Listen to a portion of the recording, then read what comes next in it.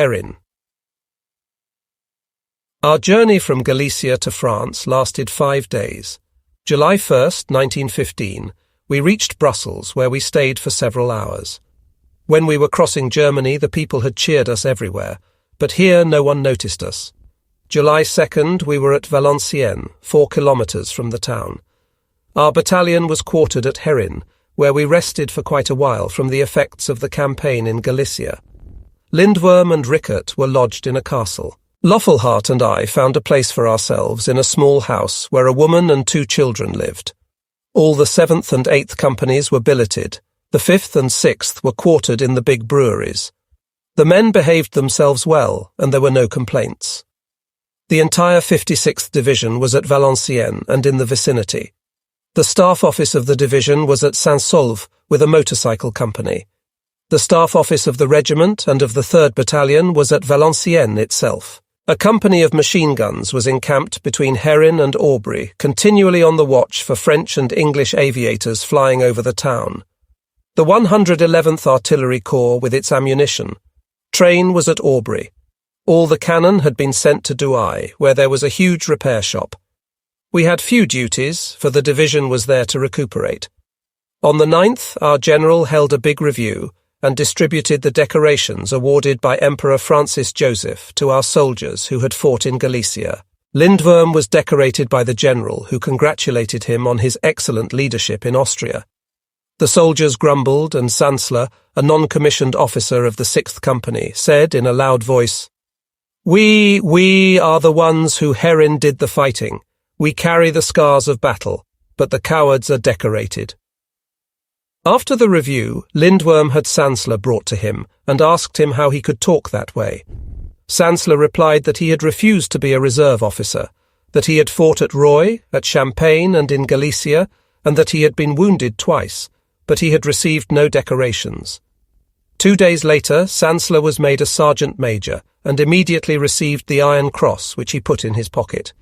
He did not care to wear it like a coachman, he said.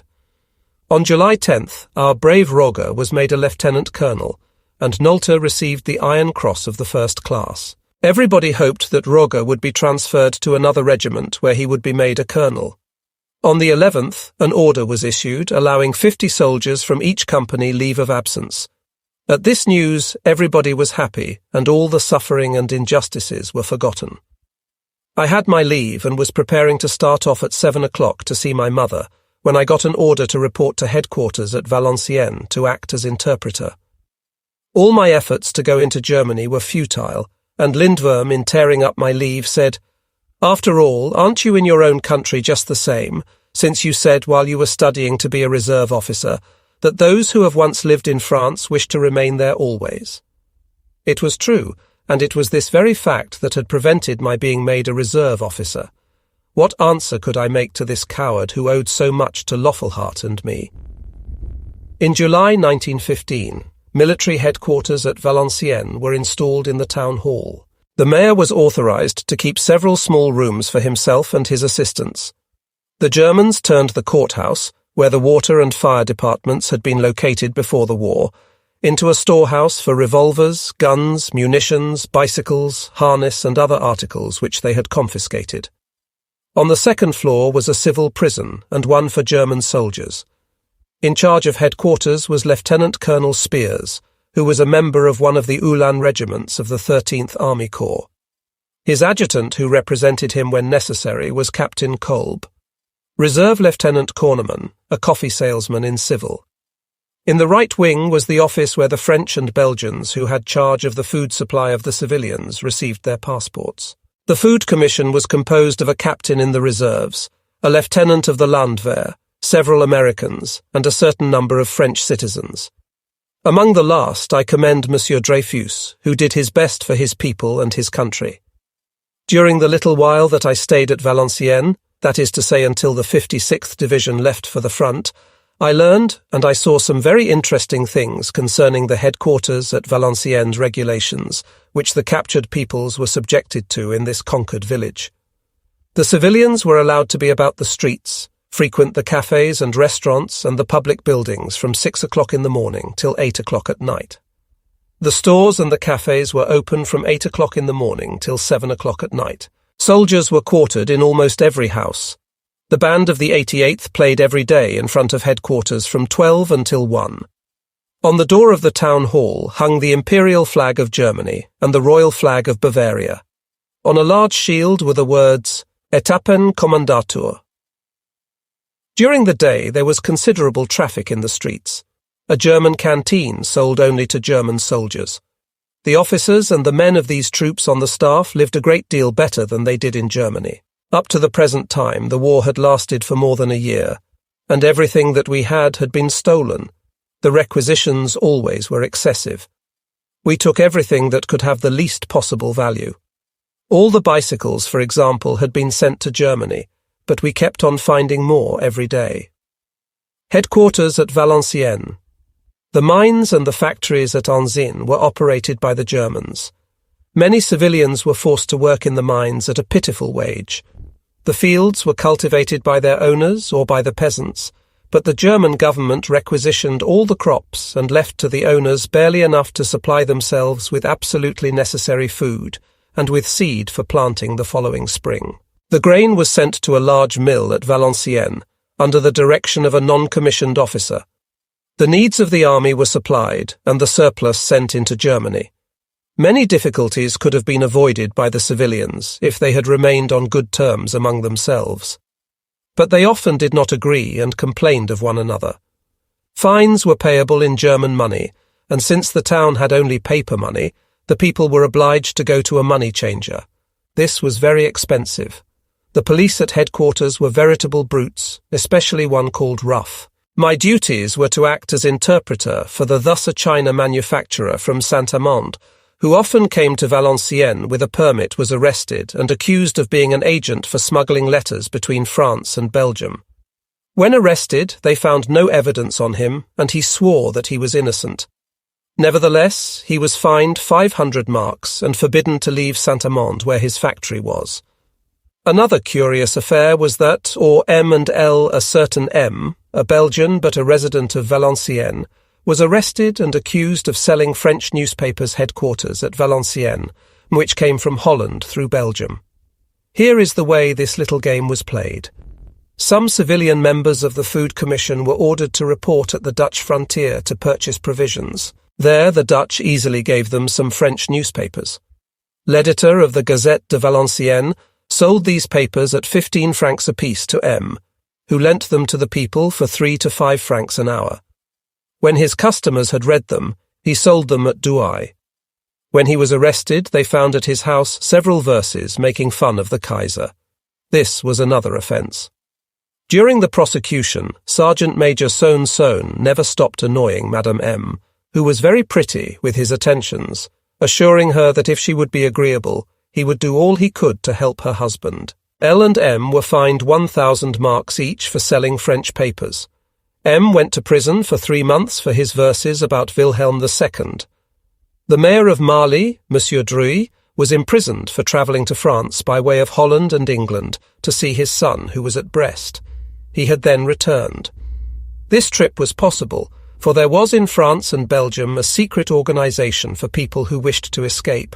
Everything was ready so that the fugitives could cross the electrically charged barrier. They did this by means of a double ladder. Naturally, that was rather expensive. Sometimes also the sentry was bribed. Monsieur Dreyfus, member of the Food Commission of Valenciennes, thus provided for the escape of 1,500 young men. He was sentenced to 3 years at hard labour, about the same time that Miss Edith Cavell was condemned. As for the mayor of Marly, I don't know what his sentence was since I left Valenciennes before his trial. 2 women who struck some policemen were fined 1,000 marks each and sentenced to 3 months in jail. In the prison at headquarters there were quite a number of German soldiers awaiting court-martial for overstaying their leave or for being absent without leave.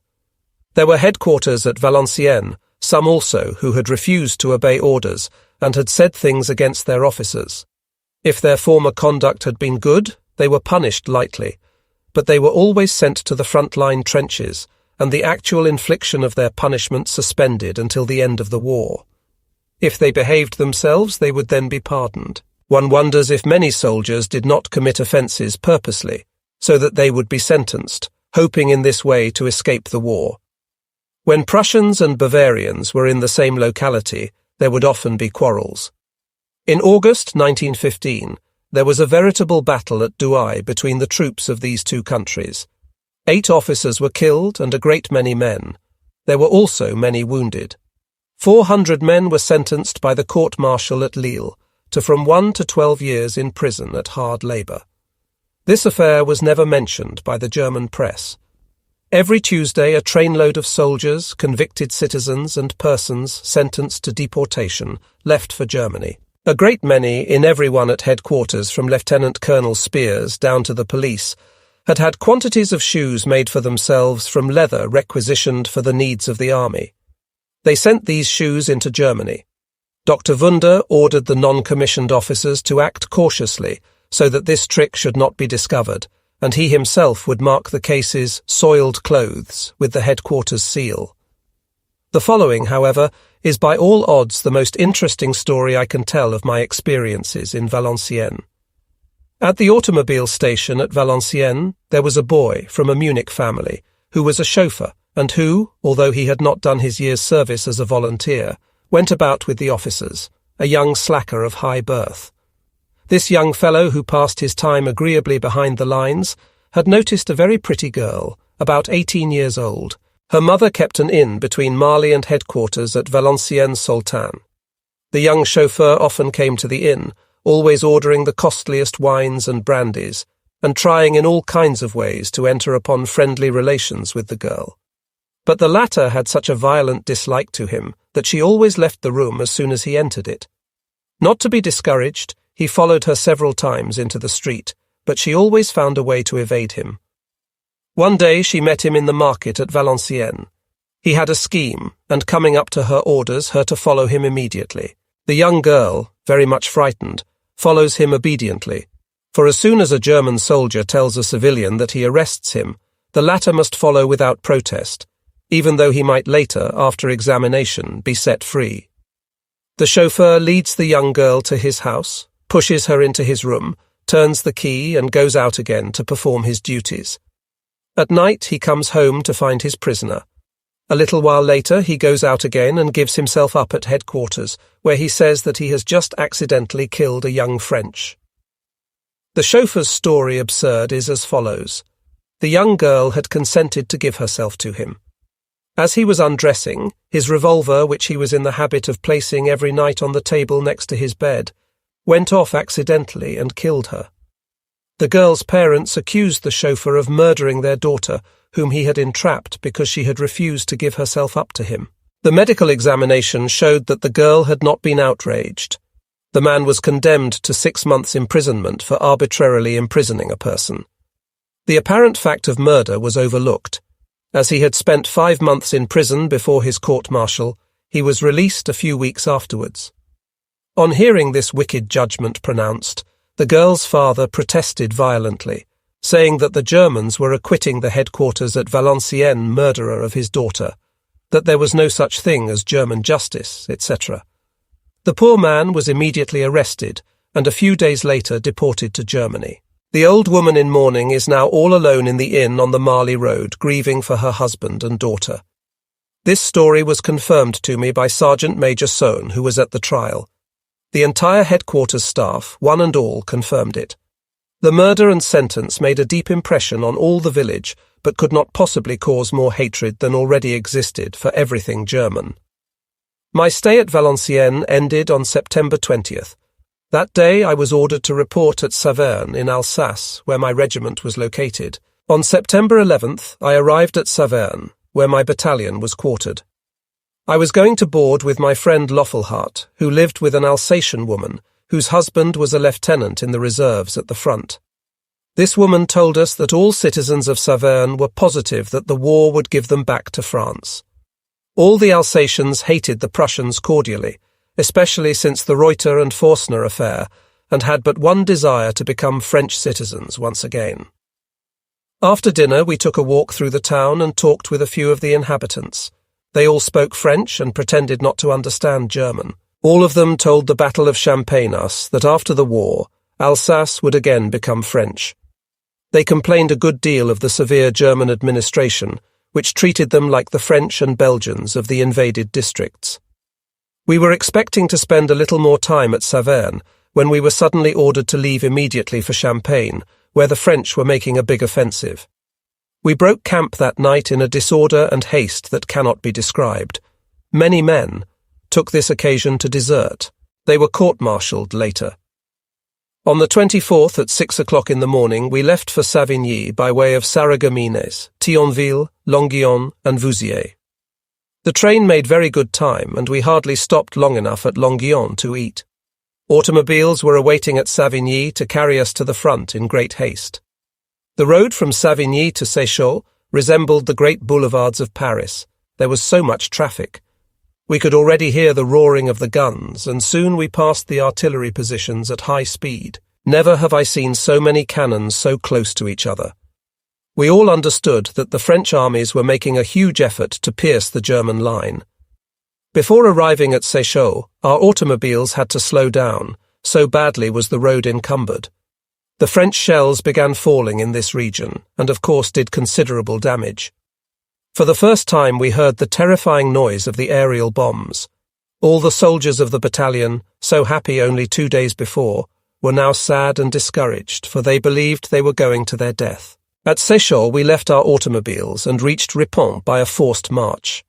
We were at the identical spot near the famous Devil's Hole, where we had suffered so during May 1915. The ground cut up by numerous shell holes was covered with carcasses of men and horses. At Ripon we waited till night before going into our trenches. During the journey we had suffered several losses. Reserve Lieutenant, the Battle of Champagne. Abraham had been killed, and all of us felt that we would never return from that hell alive. We finally took possession of our trenches. They had been half destroyed by the French artillery, and we had to get to work immediately right under the enemy's infernal fire to put them in condition. At daybreak, the French attacked us after a terrific bombardment which had lasted 3 hours. If the French had not attacked so soon, our positions would certainly have been wiped out. However, they were a little premature, and the first of them to come at us were shot down or captured. The fire was fierce. We sheltered ourselves behind piles of corpses, and we looked around us like madmen, thinking our last hour had come. Never expecting to come out alive, we prayed for death to finish us off once and for all. We were not exactly nervous, but we were dully resigned to the inevitable. The soldiers acted mechanically. We gazed stupidly at our comrades who fell beside us, and we lay quietly down beside them as if we did not understand. Naturally, our brave battalion chief, Lindworm, had, in accordance with his noble habit, preferred not to go into the trenches. He hid himself in a cave between Ripon and Gratreuil, and all of the responsibility of leading the battalion fell upon Rickert, Loffelhart, and myself. Greatly annoyed, we asked First Lieutenant Zietz, commander of the 6th Company, if he would take command of the battalion. He told us that he was not able to take such a responsibility upon himself, that he was not in action and that he had had enough, and that he would be delighted when this dirty business, which consisted of killing and of being killed, would be over. Then we found Lieutenant Dehes, who was on active service.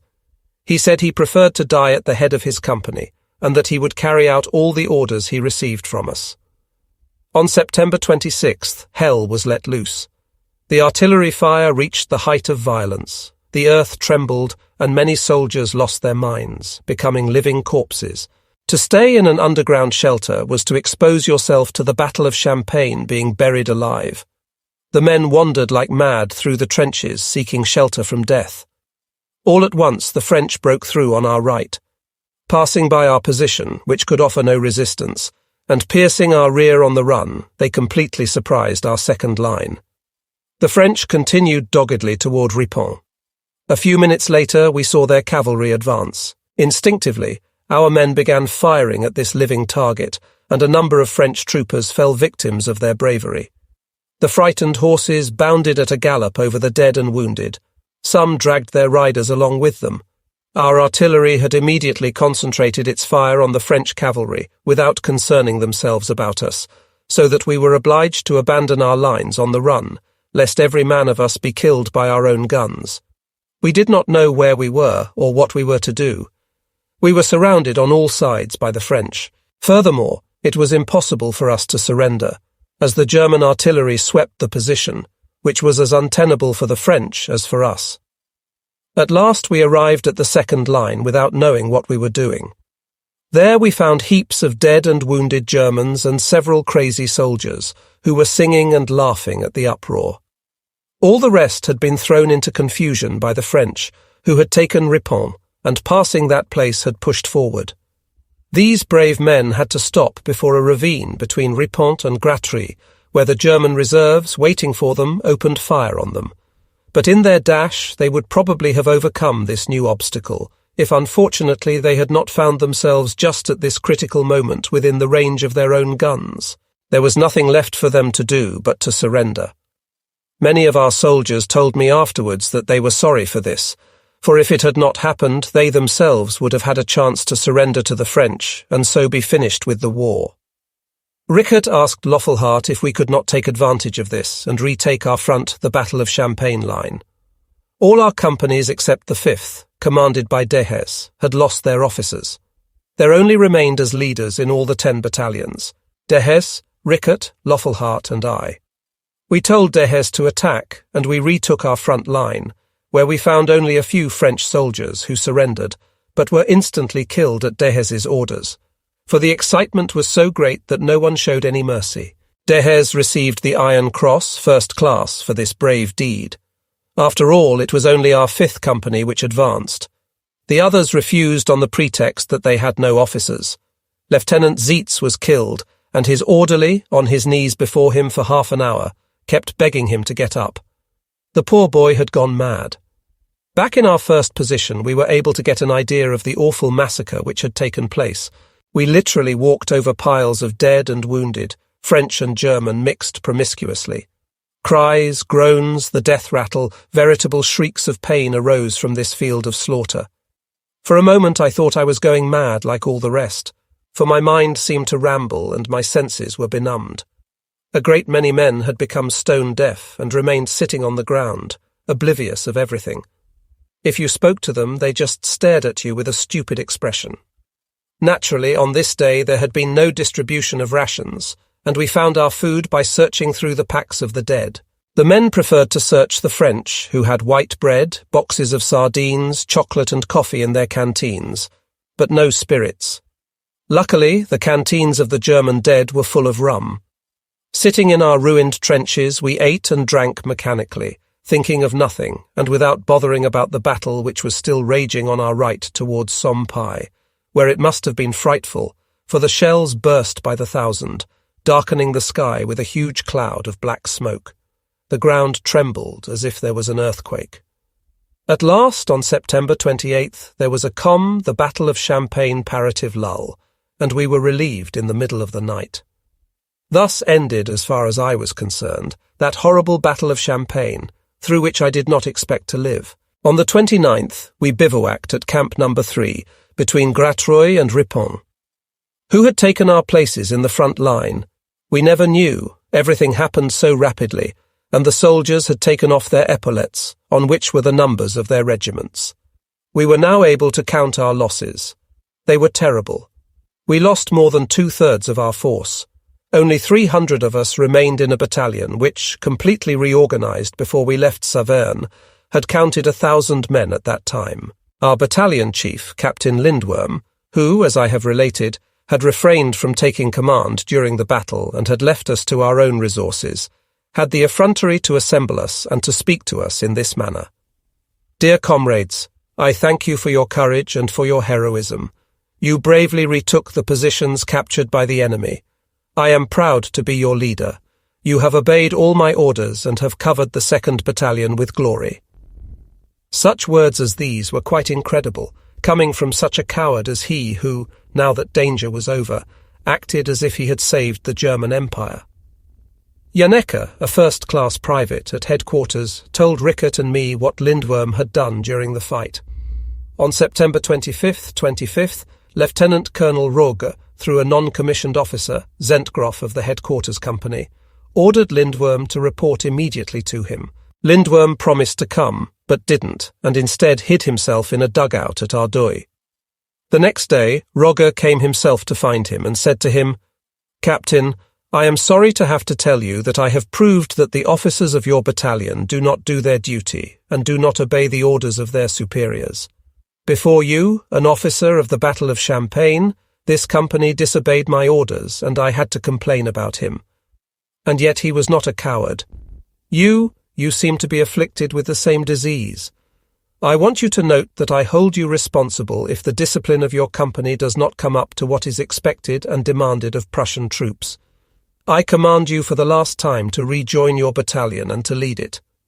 Lindworm started out with first-class Private Bastian, but he stopped at Seycheldt, and Bastian reached us by himself. He transferred the orders signed by Lindworm to us, and warned us that all communications with the regiment would have to be sent to Lindworm first for his signature. All this did not prevent Lindworm's taking command a few days later. He made us another speech at this time in which he had the nerve to speak of the awful Battle of Champagne, which he would never forget. What he has certainly not forgotten was the fright he had had. On October 8th we returned to the trenches with new recruits which made up for our losses and enabled us to reform our units. Seeing these new men, one would think that Germany was at the end of her manpower, for there were boys scarcely 18 years old and grey-haired men from 40 to 45. Amongst them there were even cripples, the lame and some poor devils who had already lost a leg or an arm and were being sent to the front just the same. On October 4th, General von Einem, in his order of the day, thanked us for our bravery. This order ought to have been read to the soldiers, but Lindworm thought that unnecessary. "Those whom it would interest," he said, "are dead, wounded or missing. Those who are left have not enough sense to understand it. As to the new recruits, it is none of their business." On November 6th, we left our Champagne trenches for the last time and started towards Arras. On the 9th, we arrived at Mouchy, and on the 10th we were before Arras, where we stayed as reserves. Our men were quartered on the citizens. We were forbidden to have anything to do with the Bavarian soldiers, so as to avoid quarrels and disputes. We were also forbidden to hold communication with the natives, for it seemed that most of the Allied spies were at Douai and Lille. This order did not, however, prevent messieurs the officers from running after the women and trying by every means, almost always by force, to find mistresses. I can mention, for example, an awful scandal about our own battalion chief, the heroic Lindworm. He boarded with a respectable woman who lived alone with her daughter, a girl about 24 years old. Lindworm decided to become this young girl's lover, and he told us of his intention. Rickert, who was a theological student in civilian life, gave him a good lecture and told him he was not conducting himself as a gentleman should. But the fine Lindworm would not listen to him, and straightway entered the young girl's bedroom. The latter told him that Monsieur the Commander must have made a mistake, and that he was in a young woman's bedroom. "My dear young lady," answered Lindworm gallantly, "believe what you want, but let me tell you that I have decided that you are going to be my mistress. Also, please take note that all resistance will be futile. If you do not consent, I will have you deported to Germany." Rickert and I, who were in the hall, could hear everything until Lindworm closed the door. Douai in Champagne. Rickert, disgusted, went to Lieutenant Colonel Roger's headquarters and asked to be relieved from duty as adjutant of the 3rd Battalion.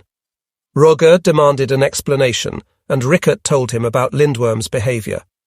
"Don't get so hot, my friend," answered Roger. "These little affairs happen in the best society, you know. Don't get excited. If everyone had your scruples, it would have been better for Germany never to have gone to war. Maybe you are a little jealous, my dear Rickert, but there are so many women in the streets that assuredly you can find someone to your liking." Meanwhile, Lindworm ordered all kinds of food taken to the old lady's house, chiefly dainties, old wines and liquors. When we returned, he said, "Gentlemen, I am your commander and the master of this house. I ordered these provisions and I invite you— No, I order you to help celebrate tonight my marriage with this young girl." A few minutes later, I found myself alone with the girl who, weeping, said to me, "He threatened to have me deported to Germany like all the rest. What would happen to my poor mother if she were left alone here?" Before dinner we again remonstrated with Lindworm for uselessly making two women unhappy, but he answered, "You go to the devil. That's the custom of the staff, and I intend to follow it." Loffelhart, who sometimes spoke frankly, was indignant and did not hesitate to answer him roughly. "Sir, if everything went according to custom, how are there the many slackers and cowards at the front that these gentlemen and I are well acquainted with?" Lindworm paled but did not answer. The bridal dinner was funereal. No one ate and no one knew how to act. The two poor women could hardly keep from crying, and Lindworm, crestfallen, did not know what to say, and realized what a ridiculous and beastly part he was playing in this very sad comedy. Douai in Champagne. The atmosphere became so strained that he could not maintain his position. At dessert he spoke to Rickert and said he was sorry for all this childishness, and he begged the ladies to forget it all. We all congratulated him on his virtuous resolution. On November 23rd, we returned to Champagne for the third time. There was now a relative lull on this front in comparison with the horrible Battle of September, and we were not so miserable. We occupied the same positions as before. During our absence, the engineers had stubbornly laboured at burying mines which were to explode under the French trenches. Our battalion was chosen to attack right after the explosion of one of these mines during the night of December 4th and 5th, 1916, at exactly 11:30. At the given time, a frightful report resounded, and in front of us we saw a huge red flame suddenly cover the whole sky and rise upward in the midst of an eruption of earth and black smoke. One clearly saw, as if on a luminous screen, Lindworm, as I said before, gave his orders for 11:30. But no one moved except a few new men recently arrived in the battalion. Lieutenant Becker, only 19 years old, immediately sent word that his company refused to leave the trenches, unless Lindworm himself came to the front line to lead the attack at the head of his battalion. Lindworm replied by repeating the order to attack immediately, and said that he had to stay behind to direct all stages of the attack. One must admit that in principle he was right, but his cowardice in the past had exasperated the soldiers.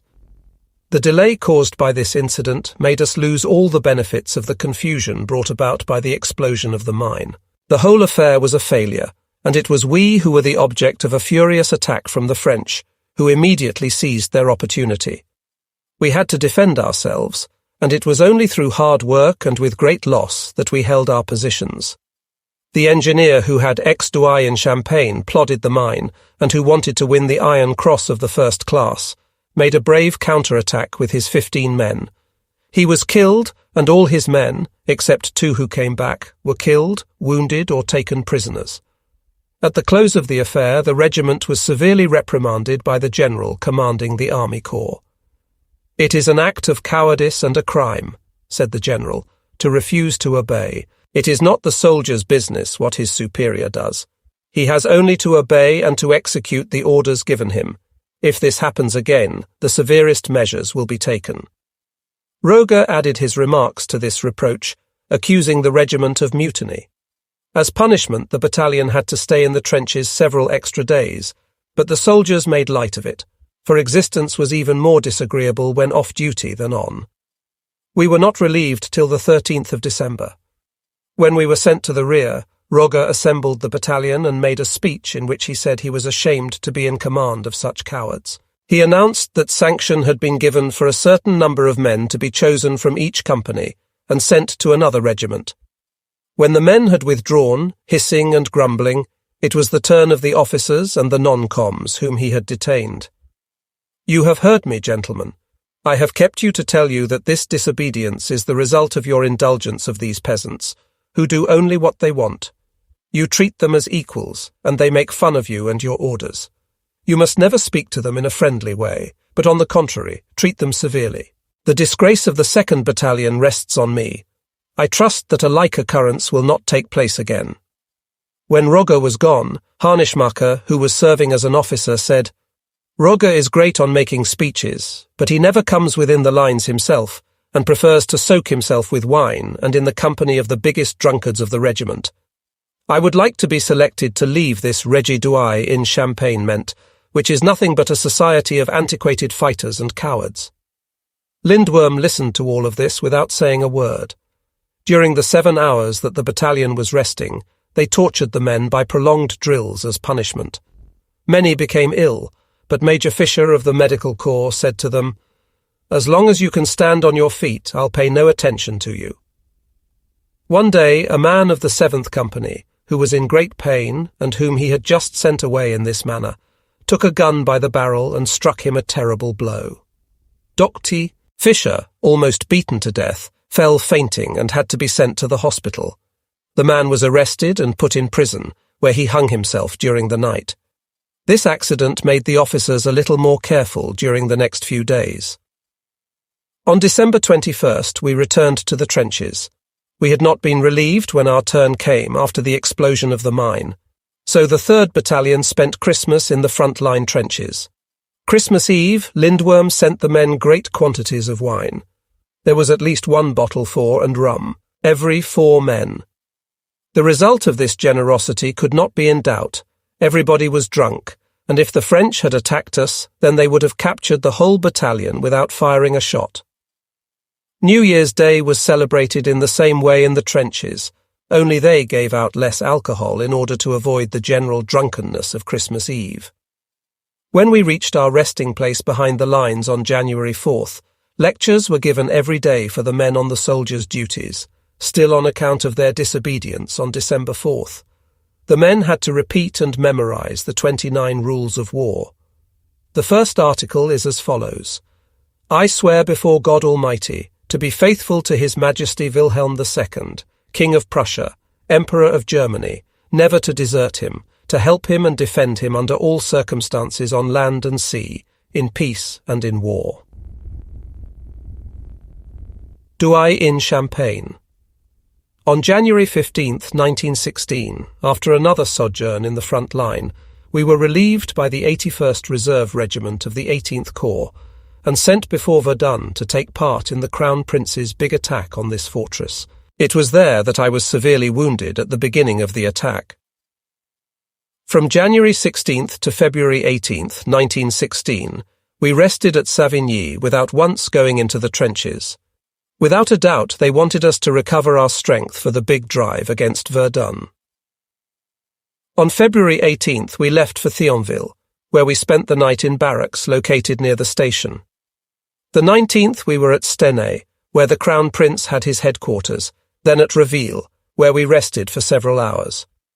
During the night, we went into the trenches between Brabant and Beaumont. We were placed between the 35th and 118th Regiments of the 56th Division. On February 21st, 1916, toward 5 o'clock in the morning, a heavy artillery fire began such as we had never heard before, even in Verdun, Frankfurt, Mayence, Champagne. From the whizzing of the shells, we could tell at once that only the heavy pieces were being fired.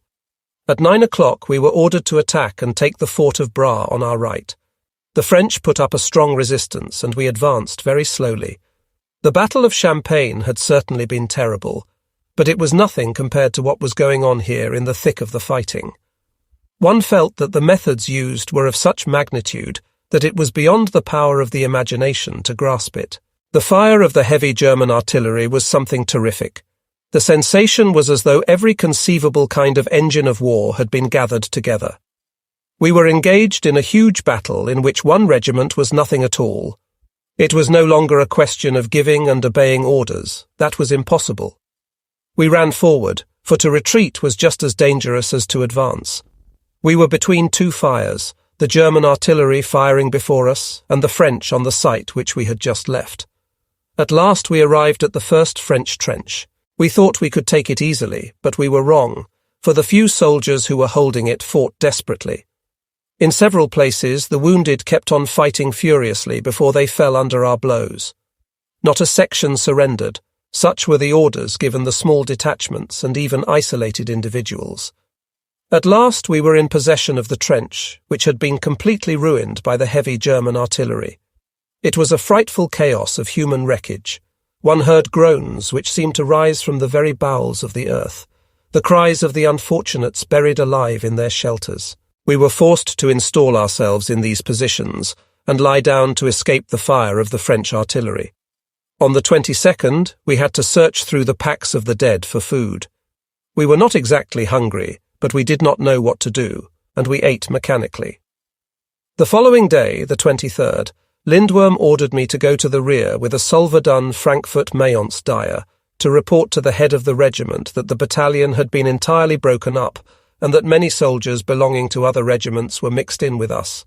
We left the trenches. The shells were bursting everywhere. We had not gone quite 60 metres behind the line when suddenly I saw my companion fighting like mad while I felt a blow on my right side. I fell. I remembered afterwards screaming "help" like a fool. Then I fainted, and I have never learned how long I remained unconscious. When I opened my eyes, I was in a bed in the field hospital at Stenay. It was February 26th. The orderly told me that I had been brought to the hospital during the night of the 24th and 25th. I had a wound in my right side. At my request, the head surgeon promised me to do his best to send me to the hospital at Frankfurt-on-Main, the headquarters of the 18th Army Corps. He kept his promise.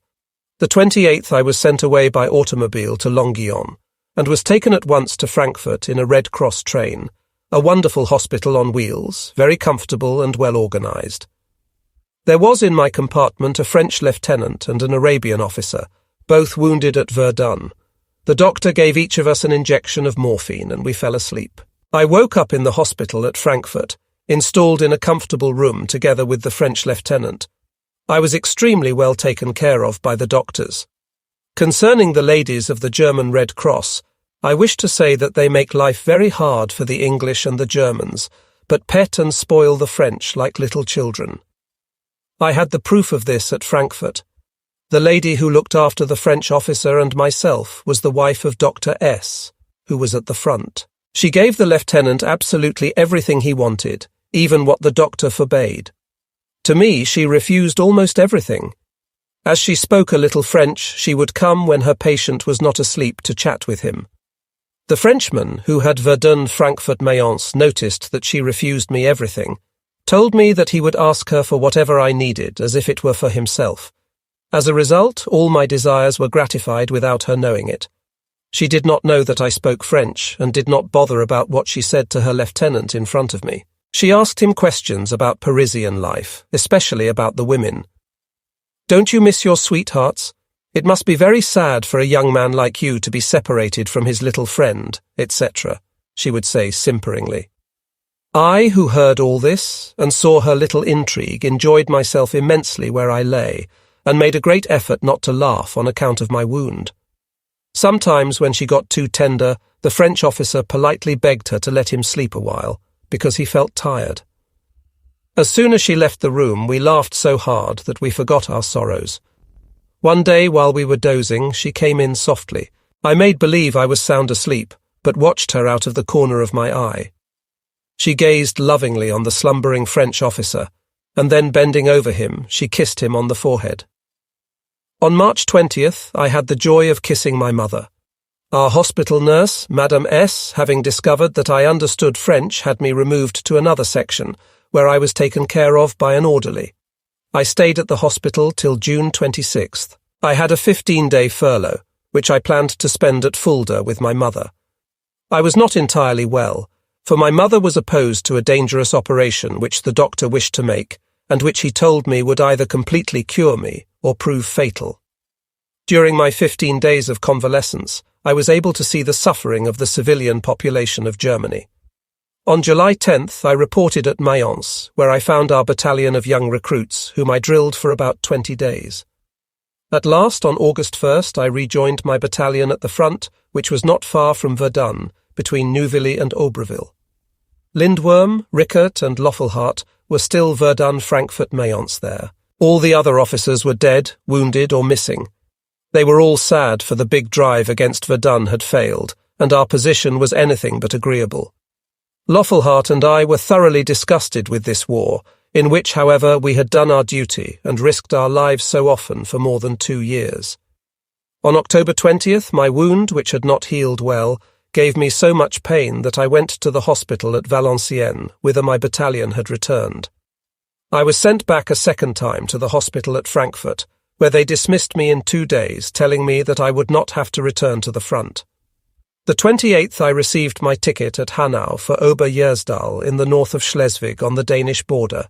At the Danish border, I was enrolled at Ober-Jörsdal in an auxiliary corps assigned to the duty of building defences on the Danish frontier. Captain Kopp, my chief, gave me permission to live in the town. In crossing Germany, I was able to notice the many precautions taken to prevent espionage and indiscretions. Travelling officers had to remove their epaulets so that no one would know to what regiment they belonged or where they had come from. I went on duty with my new battalion on November 10th. Almost all the soldiers were war cripples. The source of the current was underground. Countless wagons were bringing the materials necessary for the fortifications to Flensburg. All the inhabitants of this country with whom I had occasion to speak talked Danish and considered themselves Danish. They did not like to speak German.